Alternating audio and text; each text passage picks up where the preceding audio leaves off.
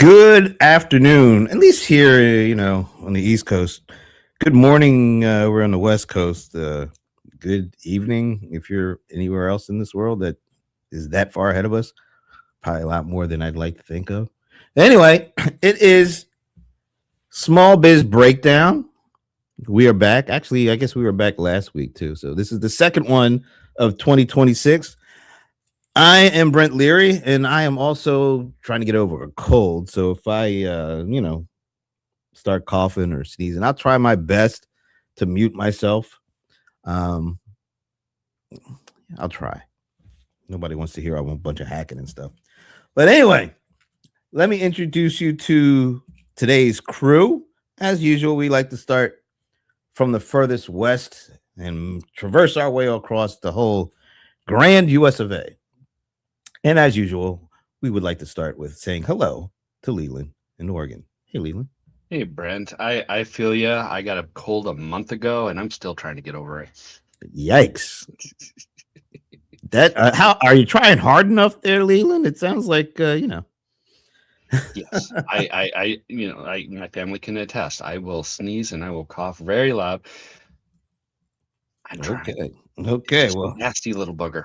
let's see if there's better health in the heartland. How do you like that? Was kind of nice transition. Yeah. We go all the way to Gary, Indiana, home of some really famous people. And also Pierre. Now, Pierre, how do you pronounce? I want the official pronunciation of your last name because sometimes I seem to go back and forth. I say Du Bois. Du Bois. Pronunciation is Du Bois. A lot of people will say Du Bois because they figure, okay, French background, what have you. But to be honest with it, I don't have a Haitian background. I don't have a French background, and there's a little bit of disconnect in my dad's family. So I just keep it with the American Du Bois and roll with it. But you do have a background, so there's a background. It's better than this one. Much richer than this one. Yes. We will have to dig into that background at some point in time because let's face it, I've known you for about 15 years now, and I am just finally feeling comfortable about pronunciating your last name. So. Well, that's all right. We will forgive you for those last 14, 15 Thank you, years. sir. Now, we usually have a couple of stops between Indiana and New Jersey. But unfortunately, and we hope everybody's doing well, we will not be stopping in with Ivana because she is handling some business. And I don't know, we might have to put an APB out for Shashi. He's out there traversing the universe, playing going all sorts of places, having all sorts of fun, eating all sorts of really unique things. We hope to have him back at some point in time. But we still have the nation's, or is it the world's vacation capital? I think is that right? It's the universes. It's the universe. Everyone in the universe wants to come to New Jersey. Why do I feel like the Star Wars bar scene comes to mind when you say it? But anyway, the one and only Ramon Ray joins us here, and he's looking kind of disappointed, unfortunately. The frustration. You can laugh, Brent. It's not funny, but I wouldn't laugh at you at things. It's. I think it's sad. I think it's in this age we're all more tender toward each other. We're more empathetic toward each other. You are in this age. Good afternoon, Brent. What's up, Leland? What's up, Pierre?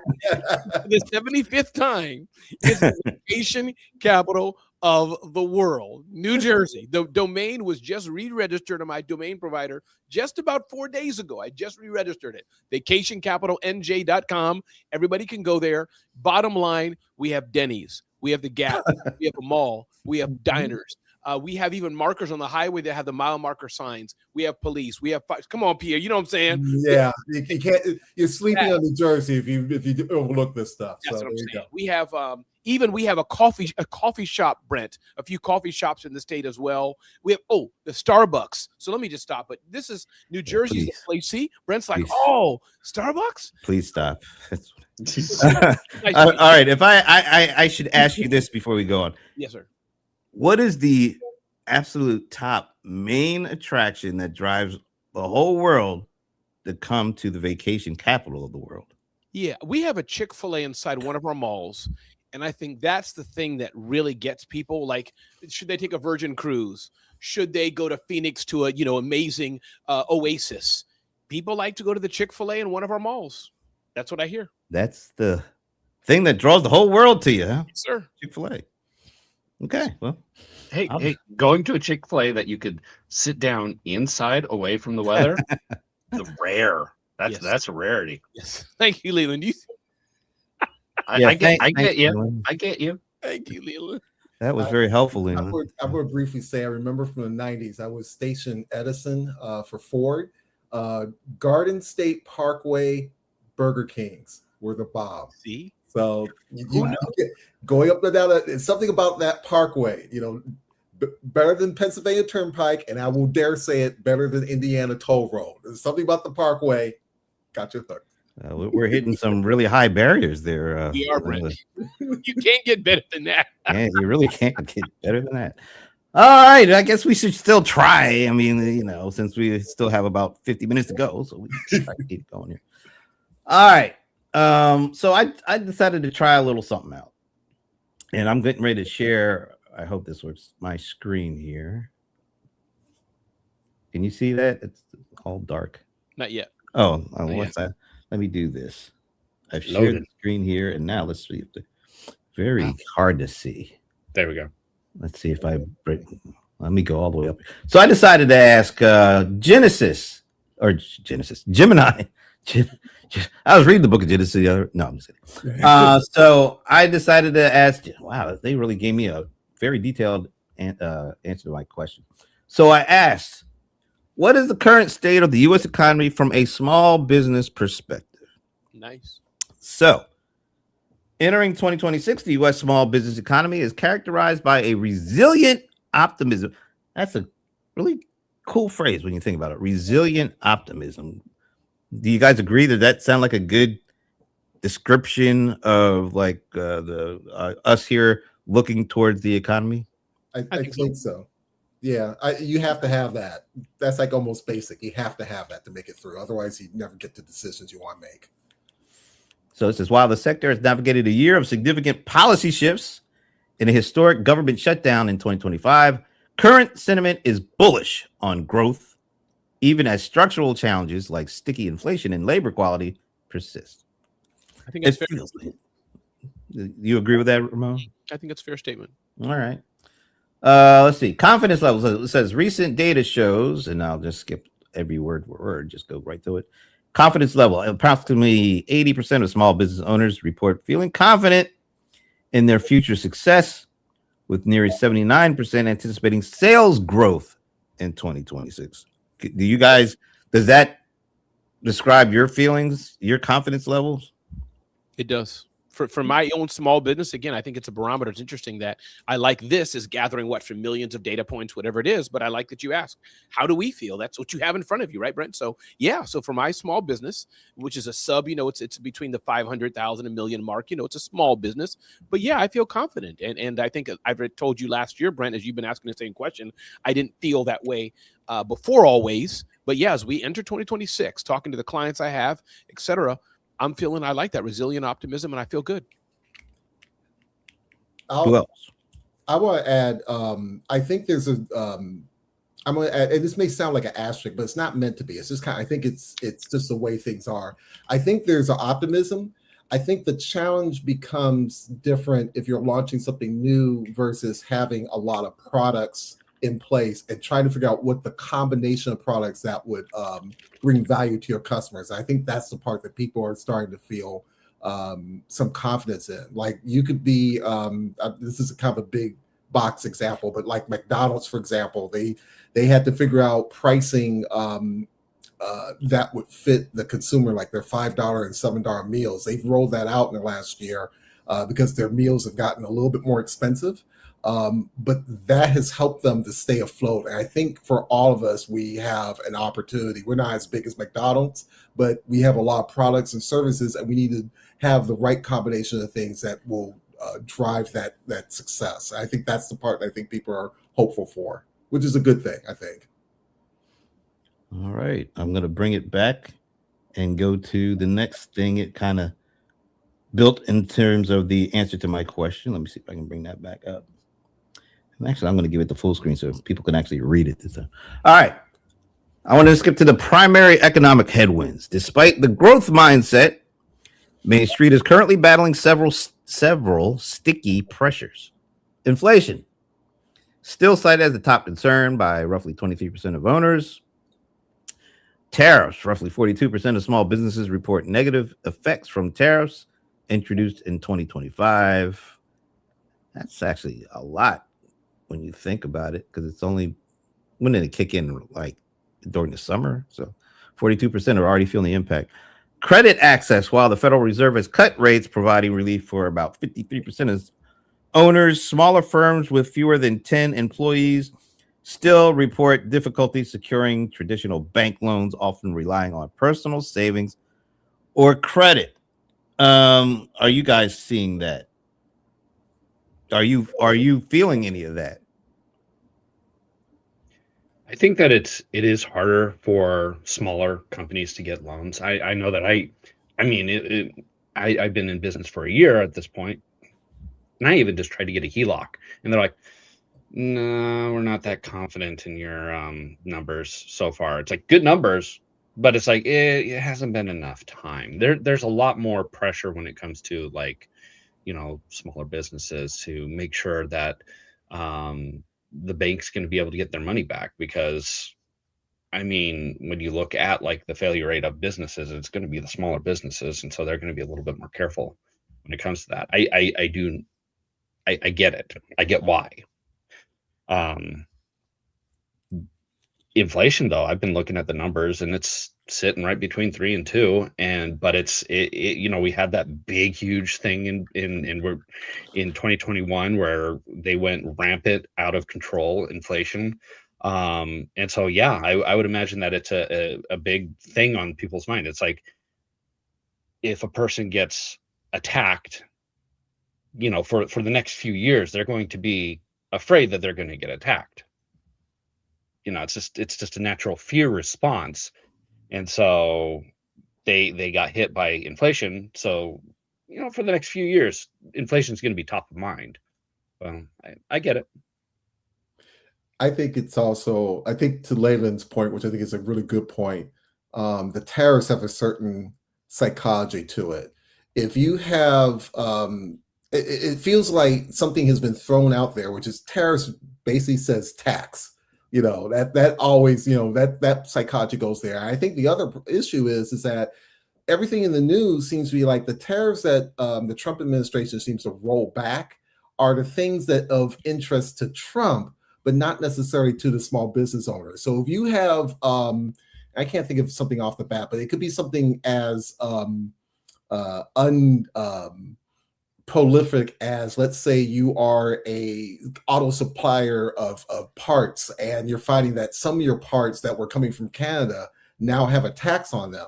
And even worse, the automakers who are building certain vehicles in Canada, like Toyota, they build the Lexus RX in Canada.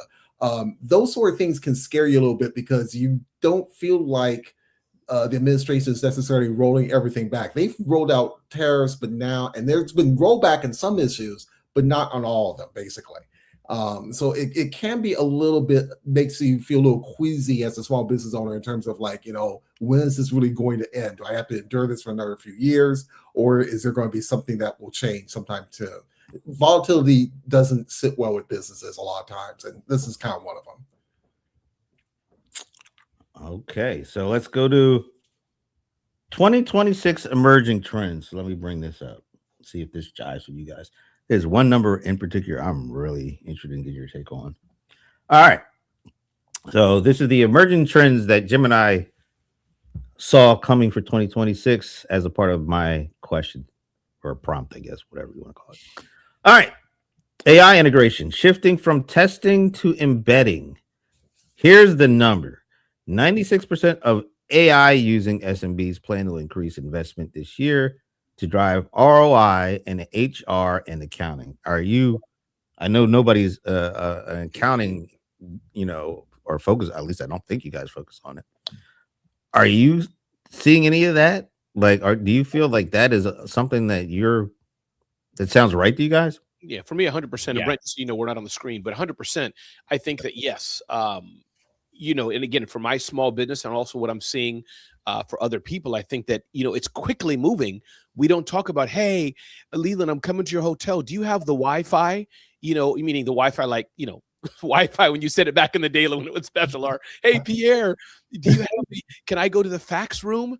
No, AI. It's if that's what it meant, embedded. It's quickly. You know, Gemini made their big announcement how they're embedding it more into its gaga crazy over AI in it. Zoho's making their Zia announcements embedded. So I think it's quickly becoming where it's no longer just cool and ooh, watch, I can turn lights on.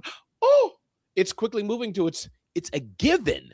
And I think that this goes back to kind of like cameras in cars.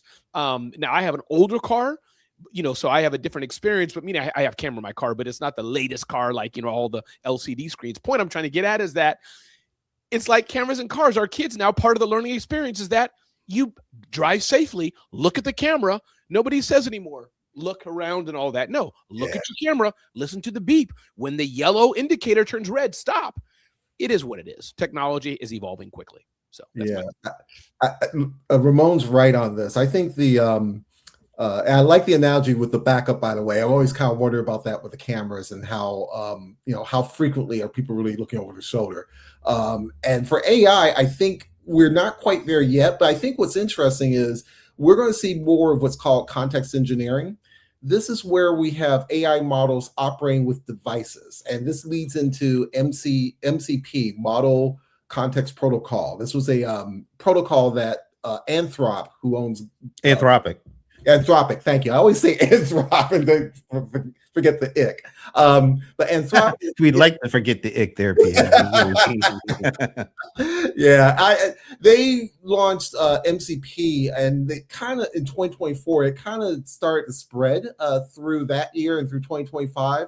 I think we're going to see the fruits of that, and I think tying to the idea of return on investment, I think this is where people are going to really look for. Hey, I'm using AI. I'm looking for how to network my devices or network my software, and I need to see a return of this pretty quickly.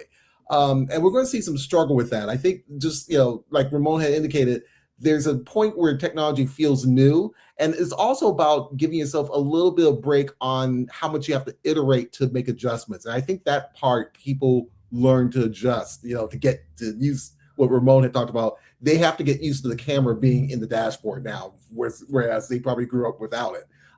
So we're going to see a little bit more of that adjustment and more discussion about context engineering. So I'm behind that number. And Pierre, I just want to add, going to the camera analogy, we can, you know, beat it dead horse, but I think it's very appropriate, Pierre, because again, for me, since I have an older car, I have the camera, but it's, you know, it's a simpler version of it, right? Not all the fancy stuff. When I've rented or used the higher end cars, it's kind of been training me, and I'm like, oh, I do trust it. I still glance, but you know, when you want to get to the left lane or right lane, oh, it's there's no light on my mirror. It may sound funny to those who have a more modern car, but you know, I drive different cars. There's no light in my left lane mirror. That means I can safely get over. I still kind of look, but I think this is what AI. It was soon, in maybe a year, 2 years, the middle of the people, not the laggards, but those who are the most people. It's going to be embedded. We go to Walmart. It's a given that it told you, hey, your shopping list last week said rice. There was no rice in this one. Did you want to get rice? We're going to be like, of course it did. Why is not every store reminding me? Mm-hmm. Well, the companies are embedding it more and more, and Microsoft is getting extremely aggressive with it, because now it's no longer Office, it's Office with Copilot. Everything is going to have Copilot through and through. It's no longer Excel, it's Excel with Copilot. And one person that I saw talking about it is like, well, it's because they want to make sure that those numbers go up. They want to be able to justify having all of this money going to AI by saying, hey, look, now we have billions of users using AI. So we got to continue to spend money on it. Wow. Can I be a little jaded and also say there's a market valuation reason why they're doing that as well? Because they have to prove the hardest thing right now when it comes to AI from a vendor perspective is proving ROI. and not ROY. So, in order for them to be able to show folks that AI is actually impacting what you do, and also AI is actually driving return on our investment, they have to start branding everything with an AI at the end of it, because that's the way they're trying to sell it. That's the story they're trying to tell.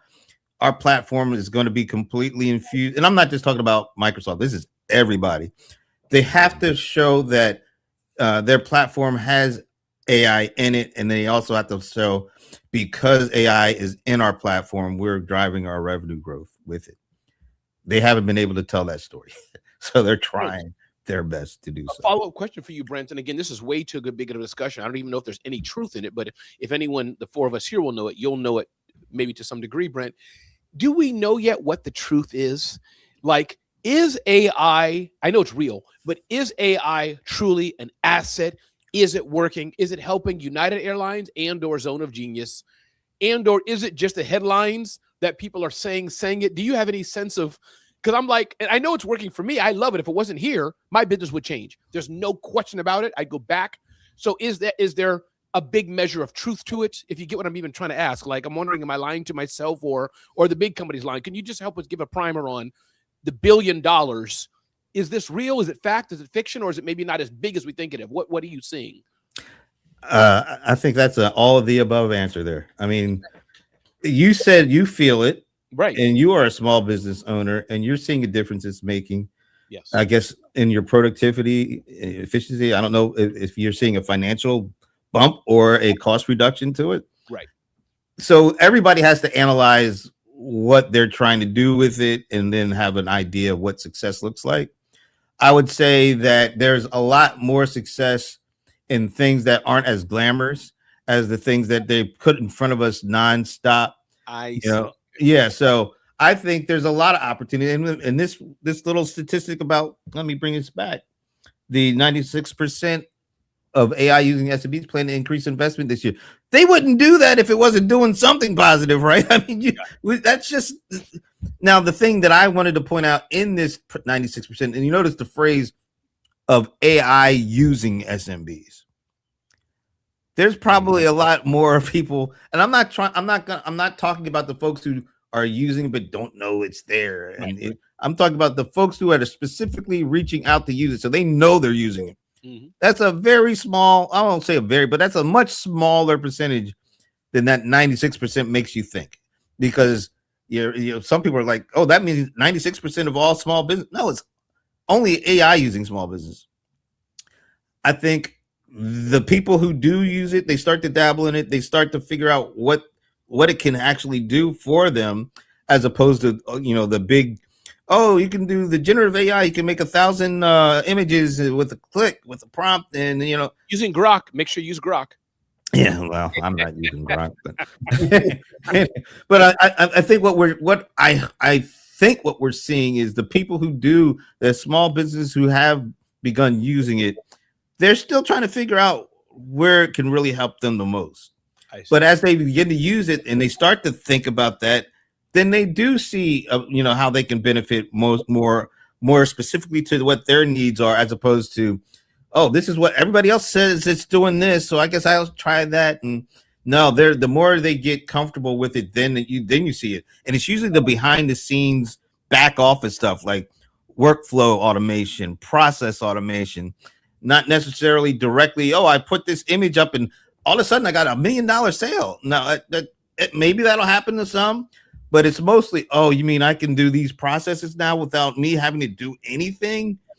That means I'll be able to process more stuff and I don't have to spend any more time.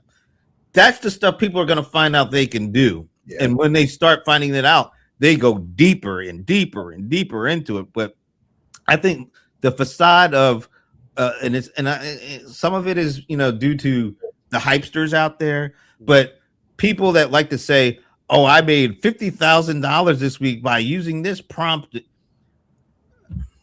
How are they going to back that up? Yeah. How are you going to be sure that's going to work? Is that even relevant to what you do? So there's a lot of disinformation, misinformation, a lot of things. People are representing things that there's absolutely no way that you could prove. And I think that's the thing that really holds back the traditional mainstream small and businesses to really wanting to see how this can help them, because they know all that huckster stuff, it doesn't do them any good, so they kind of stick away from it.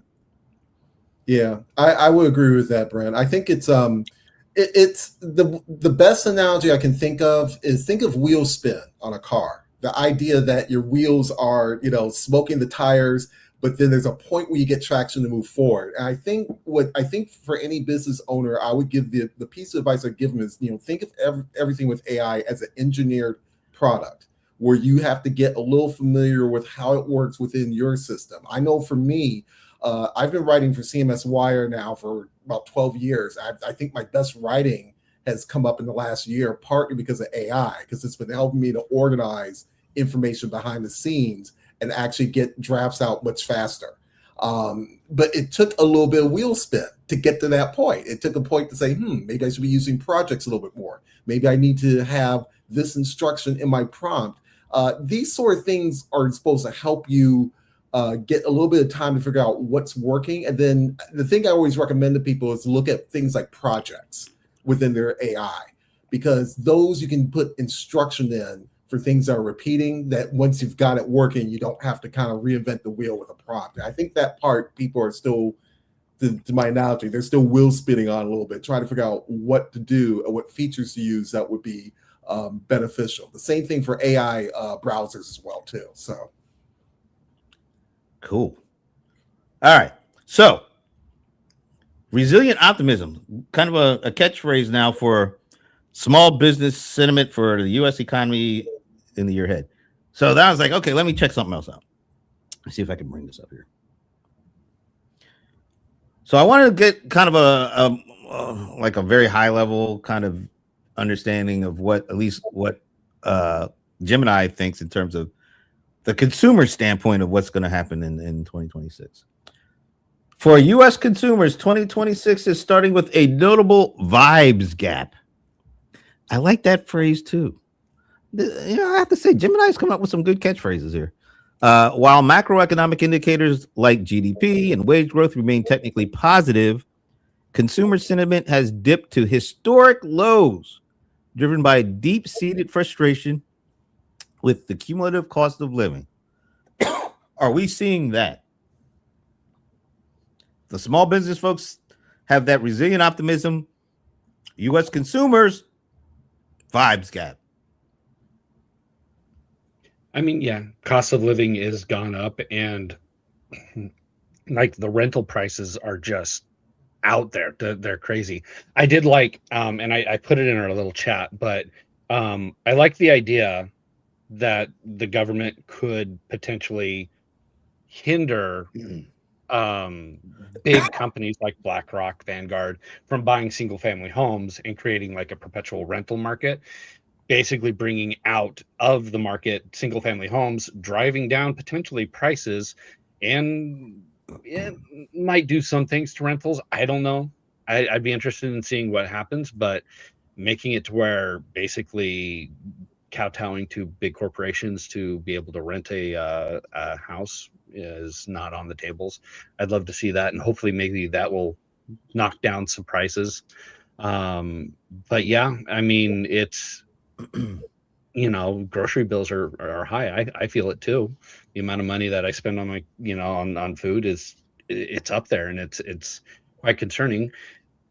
But unfortunately, prices aren't going to go down. It's just you got to try to raise the amount of money that people are going to be able to be making naturally,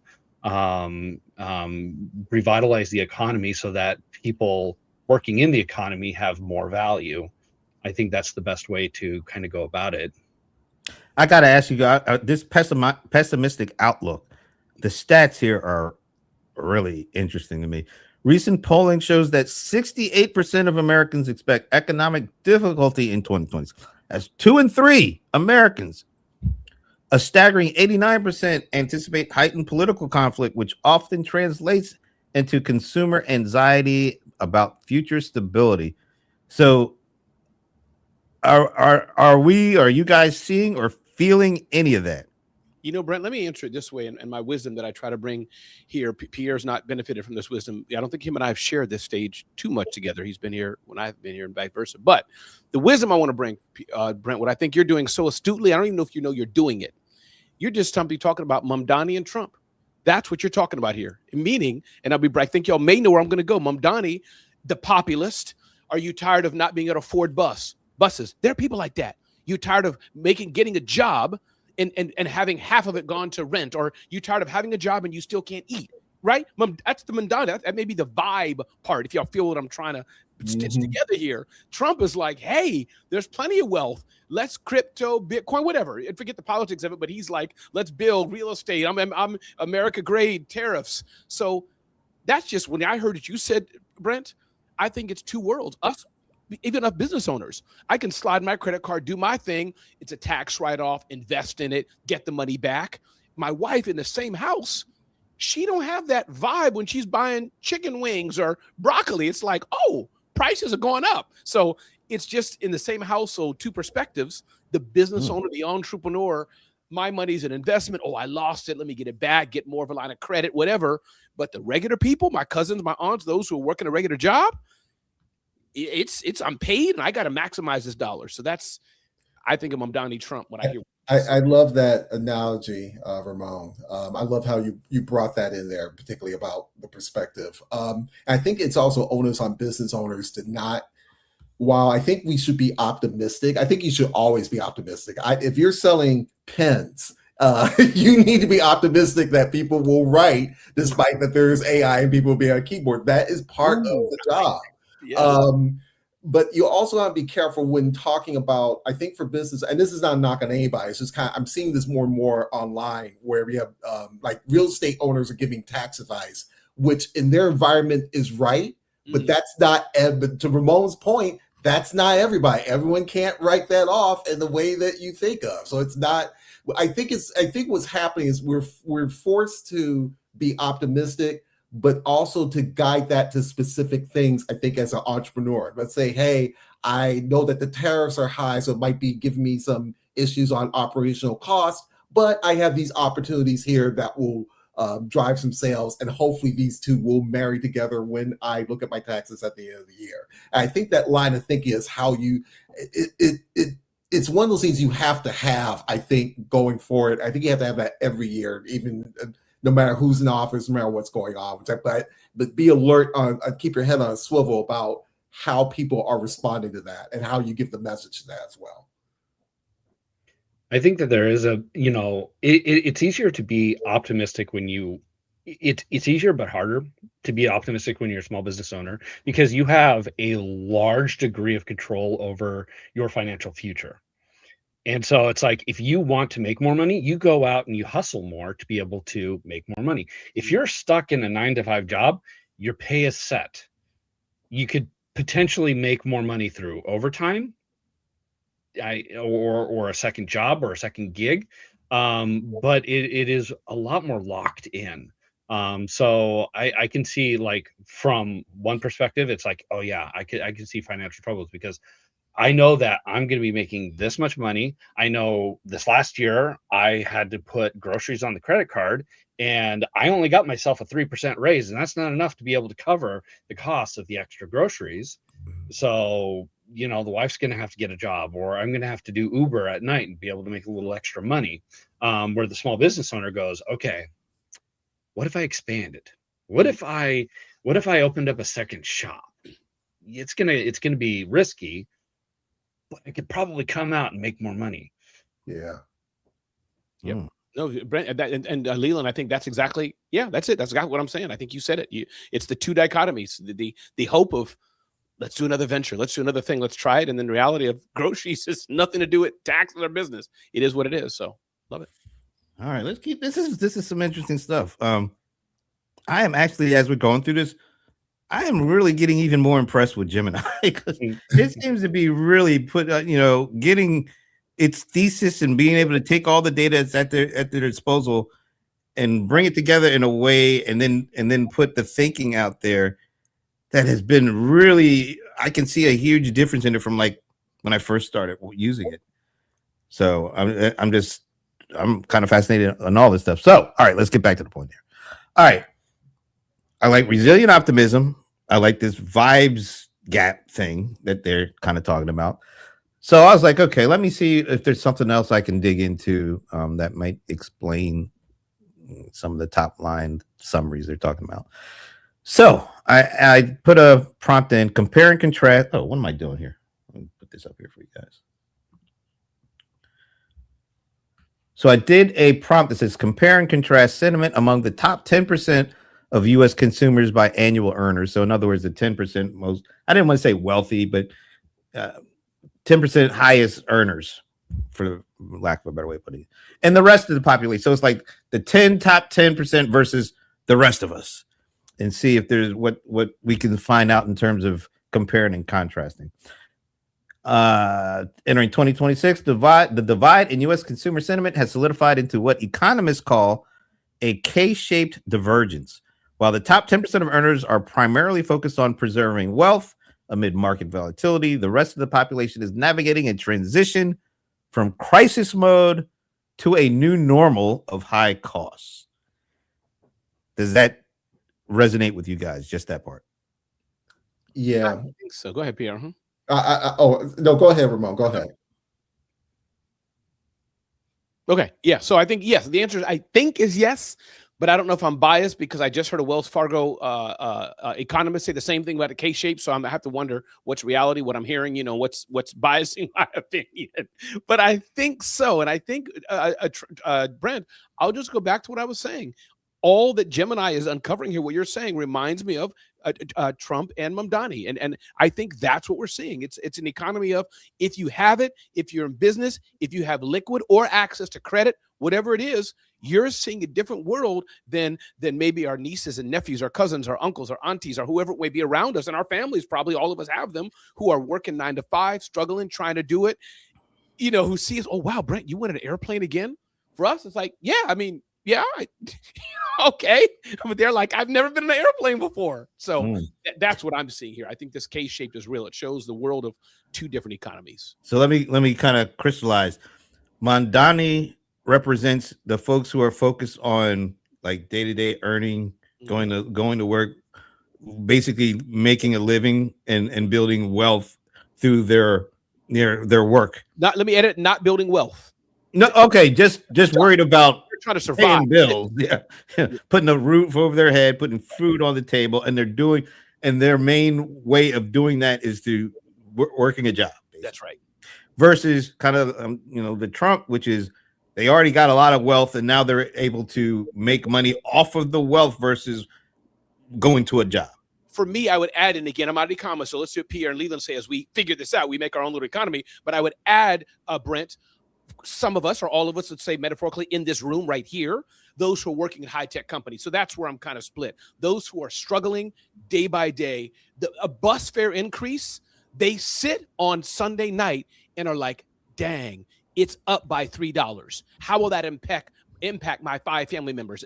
That group versus high-tech companies working whatever, they're bundled in with, they may have a second house, they have a 401k, they got access even to credit. They're in debt, but they can pay it off easy. So is that helpful? That's kind of my little way of how I'm seeing this world. Because in my own family, Brent, I'll tell you, I live with both worlds. I'm blessed. I've had a slow though year, right? I've talked to you openly about it, but I got access to this. I don't mind debt. I was like, I'm betting on myself, but I have people in my family. I won't say the name, but just know that these things impact them. Like, oh man, milk went up by 50 cents or whatever. I'm like, and they're like, no, I have to think about now. Do I do half price on Netflix or do I cut out Disney? That's their that's what I'm talking about. And I think even on top of that, it's about being in the middle. We've traditionally we've had a middle class where there's some, I don't want to say there's an economic buffer, but there was some, it didn't feel like, you notice that the prices for things like maybe gas and food, but you still had a little bit of leeway to make the adjustment. Almost like as if you could, you could wait out a month and see if that will still go up again before making an adjustment. Now, I think we have an economy where, the numbers are stretched. And here's what I mean by this. It's if you wanted to buy a car is now $50,000. I'm still scratching my head about that. There's people who are literally priced out of buying a car, yet they're living in areas where they don't have great public transportation. People have not invested in this type of thing. So it's almost like this Jenga game where you're trying to figure out which pieces are being pulled financially, and you're worried about which piece is going to be the one that's going to topple everything for you economically. And I think we got more people kind of in that bowl because you can't be in the middle now. It's like it's K-shaped. Right? Yeah. Shape. But let me add one more thing, Brendan, and Lena, come into the conversation. Thanks, Brent, for giving me some grace to add one more thing. Side note, but this is why, Brent, I heard Mamdani's speech. Just remind those who don't know, listen to the headlines. He talked about less of individualism and more of the collective. And, I get it, the conservatives, again, which I identify-ish as, but, conservative ripped it apart, took that one line he said, see, the communism of him coming out. But I heard the whole speech. Now, take President Trump, I'll go there. But forget the outlandish stuff he is, but I'll use him as the flag bearer of this. My point, what I'm trying to get Brent and team here, because it's really important to me, is that when you hear the full speeches, don't we all agree with a little bit or more of both Mamdani way over here and Trump talking about this economy is where I'm trying to get to, Brent, what you're bringing out. Like, don't we want our poor aunties, those on government assistance, those struggling? We want them to live better. We want them to get paid more somehow. We don't want them to have to pay so much for health care. How to do it? I don't know.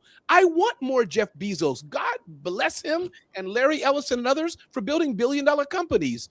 Maybe there's a way they can do it better or to help others. So that's my rant, but it's just, that's why I'm kind of salty on when they bring politics into it. So I'm done. Back to you, Brent. Yeah. Or Leland. To me, I look at it as the what government's role into all of these price increases is. So take for instance that example of the cars and how people are getting priced out of cars. We were talking about backup cameras. Those are required in every vehicle now. Every vehicle must have a backup camera.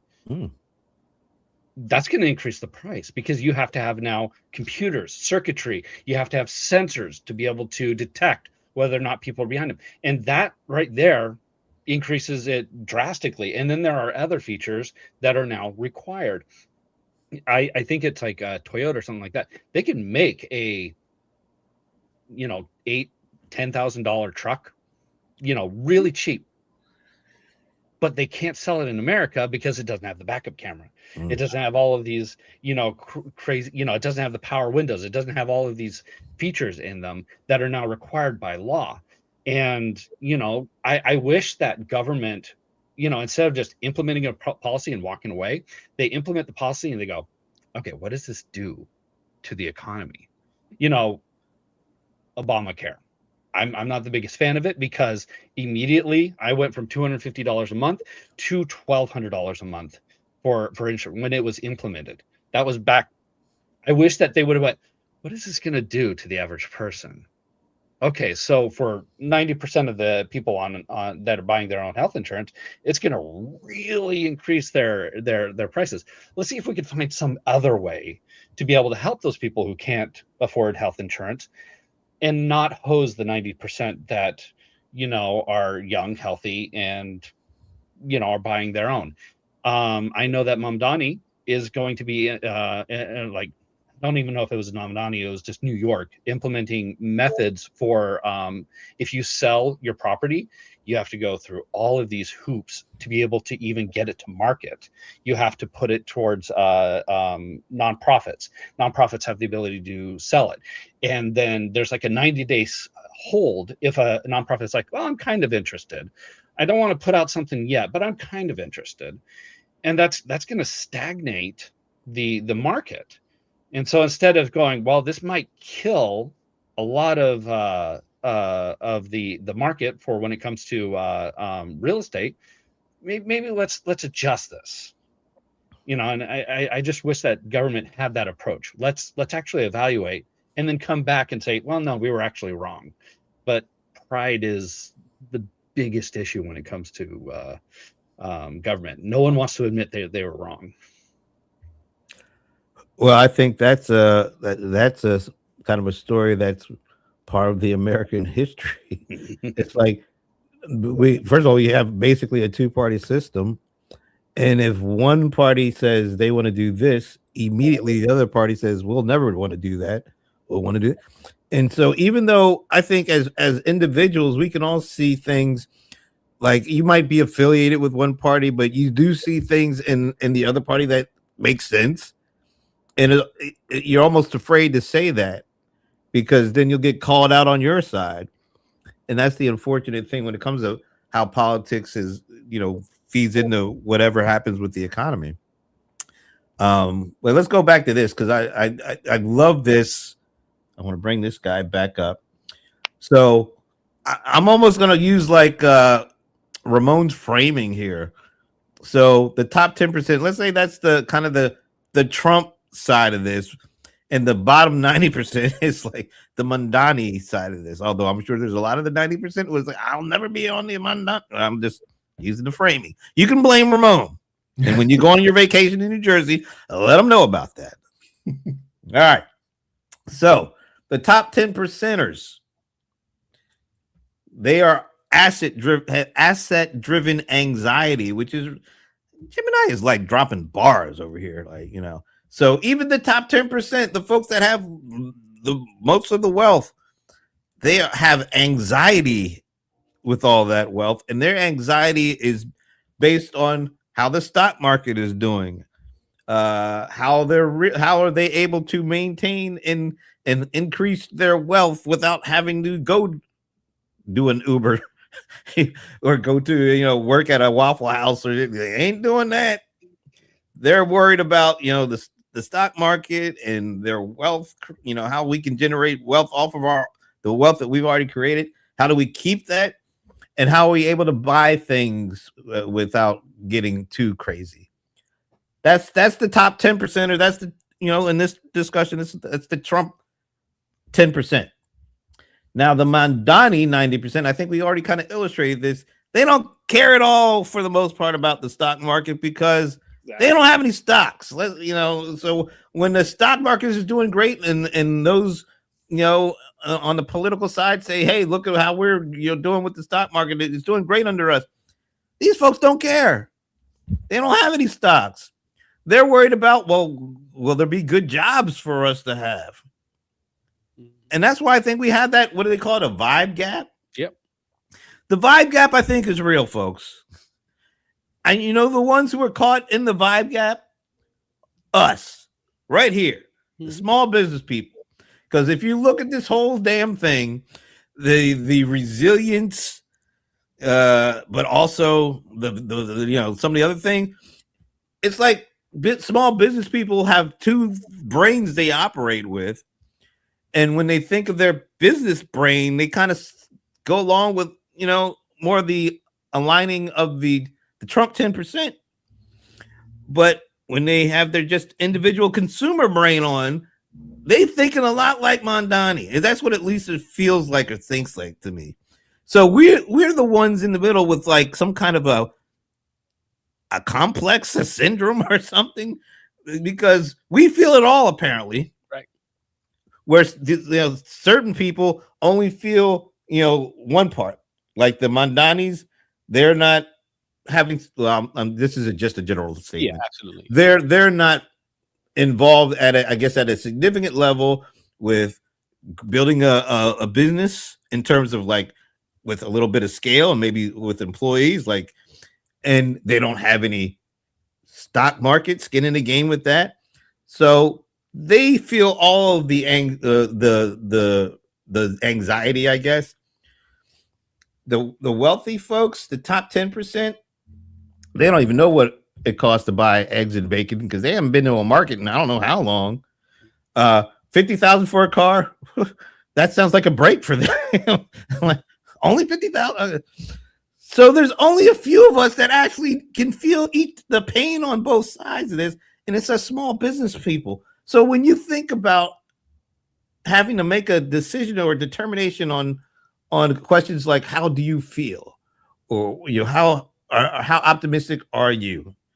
Do you think more with your business brain or with your consumer level brain when you're just sitting at home chilling? Brent, I love this, man. You have set this up so well, and this conversation, as you said, has been so invigorating. I love it. So, but three things I'll add to this, Brent. Like one, when I think of for me, but it's interesting in this household because I am middle class. To your point, Brent, we represent here. Again, we don't know each other's pockets, but get a sense as friends. I think we represent the middle, right? I'm not uber wealthy, as it were, but I'm blessed. I'm all right, and I'm definitely not, uber poor, whatever it is. I think we do. This group here is a nice mix of what's happening. That's one. Number two, I do think of my business brain when I think because that's what I'm in, weeds in, deep in, day out. You and I know each other, Brent. We invoice clients and money's flowing, so we're all right. But we're like, I hope it lasts. That's number two. But I do want to say as well, I think one case of this, I know time is running out, but a case of this is my buddy Scott Simons, and he's talked about it publicly. He's a car dealer owner in North Carolina. Point I'm making is he's a multimillionaire. He just bought a car dealership. Ding, ding, bought a car dealership. That's the asset dilemma. Scott, the dude is stressed. The dude is like, I heard him on a podcast, but his stress is the 20, 30, 50 employees I have. Can I keep my multi-million-dollar line of credit? How do I buy the second, third, fourth dealership? His stress is just as stressful as maybe Leland's, whose stress is just full as stressful as maybe one of my relatives who's below the poverty line, if you get what I mean. So I think Gemini, to you guys, your credit was right, did a great job. But this is what we're seeing. Scott's a multimillionaire, but he has the asset? That word you use. He has anxiety. Asset anxiety. Mm-hmm. And if it all burns, his family will be fine. But now the case of me going to the middle class, if what I'm doing all burned, we may be fine, Brent, for a month or two. Okay, but no, I got to move quick. But then you have those who, if it doesn't happen next week, they're out. They're gonna be in the street. So. Back to whoever. I hope that was helpful. Absolutely. Definitely. I think part of it too is we've been told. I'm not knocking stocks. Don't get me wrong, but we've always been told that our 401ks were important for retirement, which I think is a different point from not only. I'll say for my parents. I have my dad's deceased now. My mom's 96, but they came up in a generation where. You work hard, work. You're done. There's a pension, there's Social Security, and you're set. I think all of us, we're all at the age where we've heard 401k. And while that's not bad, it introduces volatility. And that's something that people are not, at least I hope you're not, trying to measure like, my stock price went up or went down. You'd be depressed if you followed it that closely. But it's something that I think people don't always know how to manage. Like maybe I need to change asset classes. And when you are changing asset classes, it's not always easy. It's not, it's not always an easy, I got $1 million. Let me buy this new dealership. There's always a process to it. And we're probably going to see more of that because of crypto at some level. Just because people are figuring out as you digitize these assets, there's now all this opportunity for people to purchase something. But I think the volatility is what scares people a lot. And I think there's a little bit of catch up that we have to do to get people involved. But at the same time, we just have we have a number of people that just don't have assets like that, basically. I mean, I've even seen people trying to trade on cars that are, this is when you go to like 60,000 and above. Some people have had like $100,000 M3s and the special edition Corvettes, and they're trying to trade it like a stock. And I'm like, it's a depreciating asset. The minute you roll it off the dealership, you've lost money. And to what I was pointing earlier, it's a large amount of money because it's a huge scale. So I think there's a little bit, we have work, I think there's a generational work. So I don't know if there's a clean answer, but I think it's about, how do we manage these asset classes to work for us? And I think that's the part we're going to be struggling with for a while. I think that there is, there's, we're talking about like the 10 and the 90, but I think that there's an element of like a nice good chunk of like 40% in the middle, like from, because I just looked it up and it's like the threshold to get into the top 10 is $150,000 a year, which I mean, depending on where you live, could be a lot of money. It could be not enough money to be able to even make rent. California, right there, Leland. That's New York City, the Northeast, and California. Yeah. And so, I mean, you know, it just look, because like 150,000 here is like you're king, you're golden, you're doing good. I know that if you're in the Bay Area and you're making $150,000, you're not even be able to get a shoebox for that. You're below the poverty level. And so I think that there is this, you know, this chunk in the middle, 40-50% or something like that, who've, you know, they're not in the poverty level. They're making, you know, they're two income home, you know, they're making $100,000 off of the two income or something. They maybe got a 401k, both of, you know, both the people in the household, they got a 401k. And so stock markets do, you know, affect them. And you know, it's like even my mother-in-law, she, you know, invested a whole bunch of money right before the crash in 2008, and she thought she lost it all, and then it recovered. And now she's able to retire off of the money that she invested back in 2007 or something like that. So I think that, you know, that there's those individuals that kind of live in both worlds, and I guess that's where you kind of get that independent market from. And so, you know, there's anxiety all around, and it just depends on where your sector is. You know, you got the anxiety of the people in the lower class who are living off of government assistance and are worried that those are going to go away at some point. You have the people in the middle class who are just like, well, if the economy just goes a little bit awry, you know, I'm going to struggle. I may not be like out of my house or something like that, but I may have to cut Netflix as well as Disney Plus because I just can't afford both of them. And then you got the people in the top 10% who are just like, yeah, I have, you know, to Ramon's, you know, it's like I got 50 employees, and if all of a sudden the market goes, then I may have to get rid of a couple of employees, and that's just going to gut me because I feel for them. So it just depends on where you're at. This has been a great hour. I didn't know where we were going to go with this, but I need to thank Gemini for actually kind of laying the groundwork. I mean, for those who aren't using AI, maybe a show like this has multiple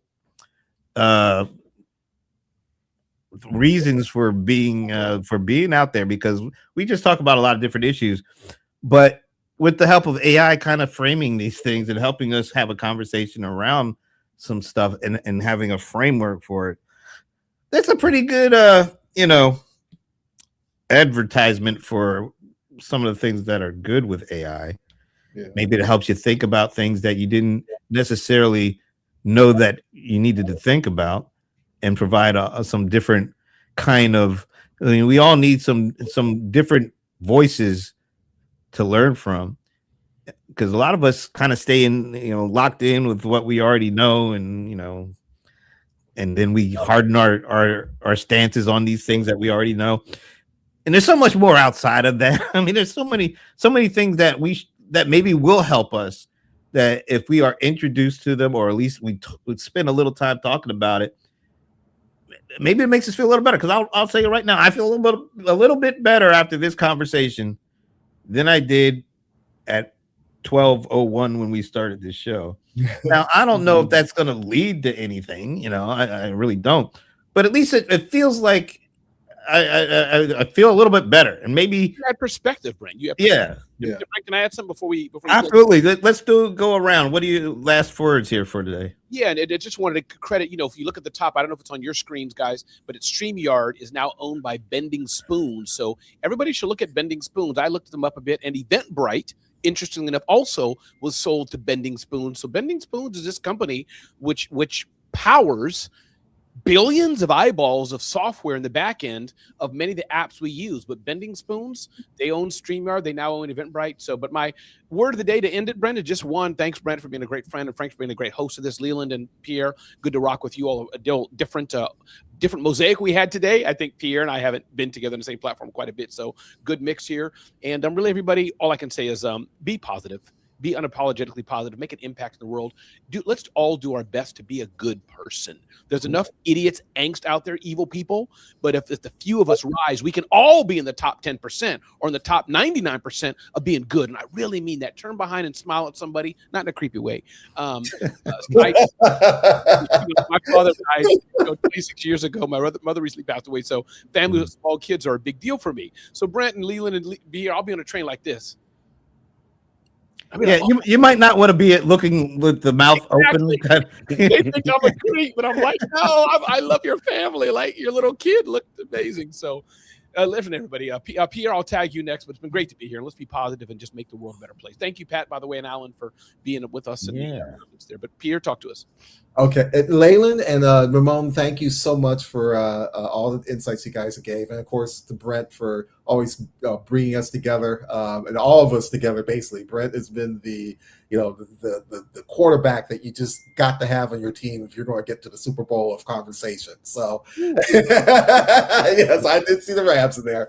The real thing, I think Ramon's right. I think you have to be optimistic. That's part of when you put up a shingle and say you're a business owner, I think you have to be optimistic. I think the thing is always doing it. I think you have to find what are the things that are that silver lining, what are the things are the sunshine, and what are the things that it might be work that needs work, and you admit that need work, but there's some hope in trying to get that out of the mud. I think you have to have that always going through. And I think this discussion showed that there's a lot of things that, two things can be true at the same time for a lot of things in terms of sentiment. But with that, your job as a business owner is find the way to mesh that together. So that way it brings a benefit to customers that you work with. I hope that you find plenty of that opportunity for yourselves during 2026.